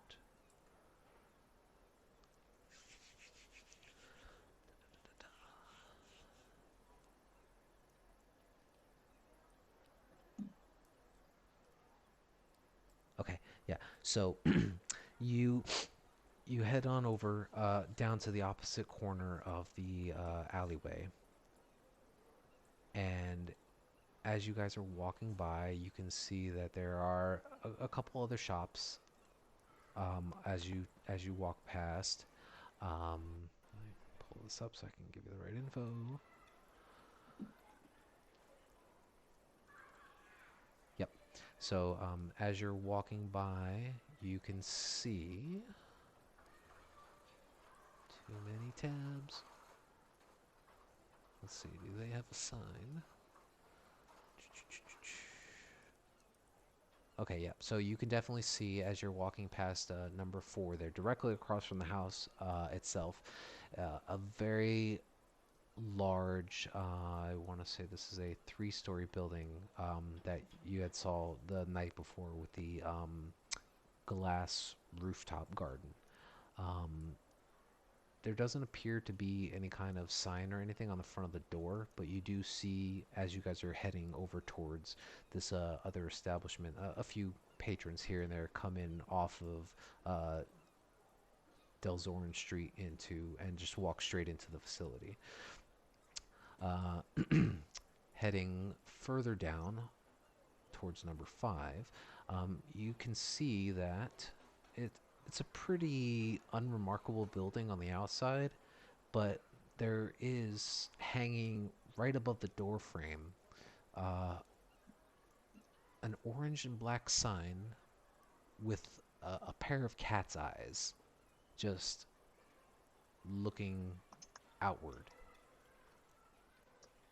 You don't see any light or anything from the inside of it. Not sure what to make of it just by its appearance. It just strange. Continue on further, you can see on the left there is, on the outside of this building, it's modest, I guess to say. The facility itself is just, it appears to be a 1-story home that has been converted into what appears to be some sort of tap room or small tavern. As you guys approach closer to the inside, you smell the faint sense of alcohol and tobacco product, and not the freshest quality of meat that you guys might be accustomed to prior to moving here into Waterdeep. Both of the doors to the building are open, and you can see that there's maybe 2 or 3 patrons that are just sitting inside this dimly lit tavern. There doesn't appear to be any like music or anything playing inside the tavern itself, but you do see that there is a male, fairly light-skinned humanoid, maybe in his, I want to say around his early to mid 40s, and he is behind the bar counter, and he's currently in the process of trying to wipe down a couple glasses and place them back underneath the table. You can see that there is a elderly dragonborn that is sitting in one corner. He's wearing these long gold and purple robes, and he's just quietly humming to himself. He has these very small spectacles on the bridge of his nose, and he's just seems to be immersed in his own personal business, as he has a book on one side and his drink in the other. You can see that there is who was in there? You can see that there's another human male. This one appears to be in his late 70s. Just very, very simple, common clothing. Nothing remarkable about his appearance. He just seems to be in there, and every now and then he'll shout over to the barkeep for a refill. And then you can see that there is a halfling female that seems to be scurrying around, cleaning up here and there, readjusting chairs, trying to dust down the things.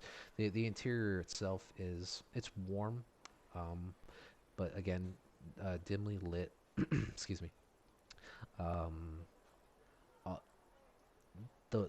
The woodwork and the tables and chairs, they don't appear to be of like high quality material, but then you can see that the doilies and the tablecloths and the all the candelabras that are hanging from different fixtures in the room, those all appear to be very lavish.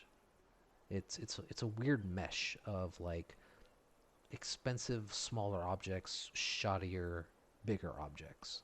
And you can see that the human male watches as the two of you approach in, and he goes, "Hey, good morning, or afternoon, I should say. It's so dark in here.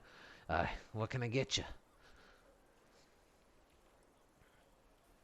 Can I just get a bottle? Just a bottle of something to take some shots with. Are you looking for whiskey or wine? Whiskey, of course. I like you already. What's your name there? Perry. Perry. I'm Emmerich, and he reaches out to shake your hand. Emmerich Froon.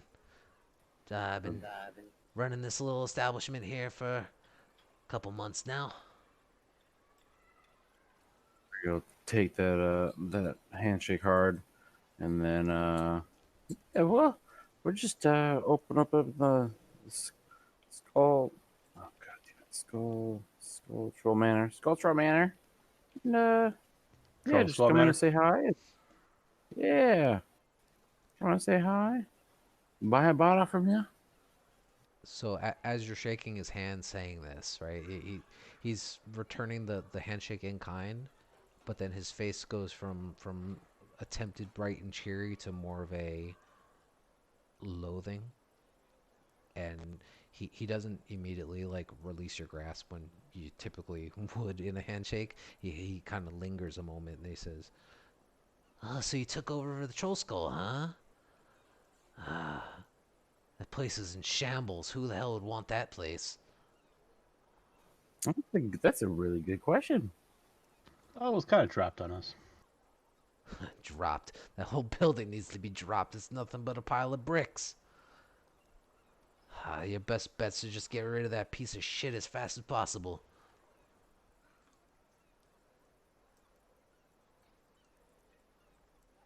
Well, anyway, what can I get you? What do you got? Let me hear what you got.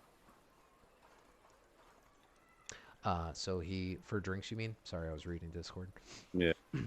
So he's got a wide variety of different whiskeys. He has some ale that he can tap off his casks, and he has a couple bottles of mediocre wine. So I mean, the preference is yours. If you're looking for a bottle of whiskey, it'll probably run you about 4 silver for a bottle.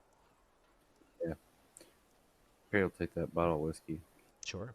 Yep. Yep. And he slides over 2 glasses for you guys. If you're, come on, sit around, stay a while. Let me know what's going on. What do you plan on doing? Why are you staying here? It's been kind of dull. And he kind of just gestures out to the room. Well, I was gonna have this bottle for a little bit of a celebration, but I'll take 2 glasses of your finest ale for me and my friend here, and we can discuss it. Just one. I don't drink. Yeah. So be it. Water, I suppose. Well, I guess I can get you some water. Yeah, sure. Since you bought the whiskey, it shouldn't be a problem, huh? And then he goes and he reaches behind the counter and he grabs another mug and starts filling up the tanker with some ale from one of the casks. Slides it back over to you, like, just be about 4 copper. He'll slide all the money he's asking for. Sure. And yeah, you take a sip of it. I mean, we're talking like Corona Light, Oh God. or maybe some Beck's. Ugh. Yeah, that's like what you're getting there. it's not Perry's- pleasing to the taste. Yeah, Perry's gonna grimace and look at it and just pretend to enjoy it, or pretend to just be happy he got something to drink. Yeah, and he's kind of smirking a little on one side. He's like, "Best stuff in the house, I guarantee it." Well, at least the competition will be easy. What the hell are you talking about, competition? Don't you worry. You coming into my business to start up some trouble. I mean, what are you gonna worry about? I'm just a little halfling. He looks over to the other halfling that's been running around tidying up a bit, and you see now that she's about same height with you. Um, long hair that's tied up into a very neat ponytail in the back. But it's her hair color is pink, and she just is wearing just simple barmaid clothing. Excuse me. And she's just been eyeing you and the conversation between you and Emic this entire time, as she's like absentmindedly trying to rearrange furniture and stuff. And his eyes just kind of meet hers for a moment, comes back to you, and he goes, "Nah, no trouble. I'm just messing with it. Don't worry about it. Troll Skull Manor ain't gonna see any business anytime soon. That place is a ramshackle shit show." Couldn't be more right. He's choked on his drinks more. Yeah. And there's that bit of tension between the two of you. So he goes, well, if you need anything, if you need any advice on where to go, I can definitely get you in touch with the right kind of workers to help build that place back up if you want. Yeah, I mean, it's really just a place to stay at the moment. We've got a couple references. Who's your booze guy? Well, that's funny you should ask, because I personally go around, and you see there's like an air of confidence about him as he kind of stands up a little straighter, and he continues to say that I personally have traveled around all over Waterdeep and selected the finest brews for my establishment. Perry will choke down another sip. You don't say. You don't say. Yeah, damn right. And you won't find nothing else like that here in the North Ward, I guarantee it. But I guess I could let you in on a couple places for a fee, you know. Finders keepers. Yeah. I think I'll be good. I'll just buy from you. I'll just buy straight from you. I'm only needing a bottle here now and then. Sounds fair enough. I could always use the business, not a problem. If there's anything I can help you with, just let me know. Emmerich's here to help out new friends.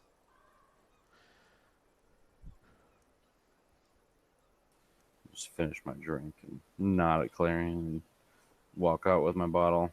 He never got you the water, by the way. That's fine. That was more of a Judging joke. by Perry's reaction, my reaction would probably be like it's actually literally piss. Yeah, You're like, thinking about medieval times, like they don't drink water. what? I mean, he's. You could assume that he probably can get access to water, but he kind of focused on Perry and the underlining challenge that approached him all of a sudden from this this small halfling just walked in and said, "Oh, this is the competition."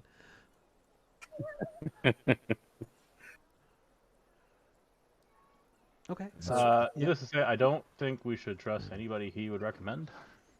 That was my thought as well. No, I believed him completely. I think I we should follow was him I, blindly.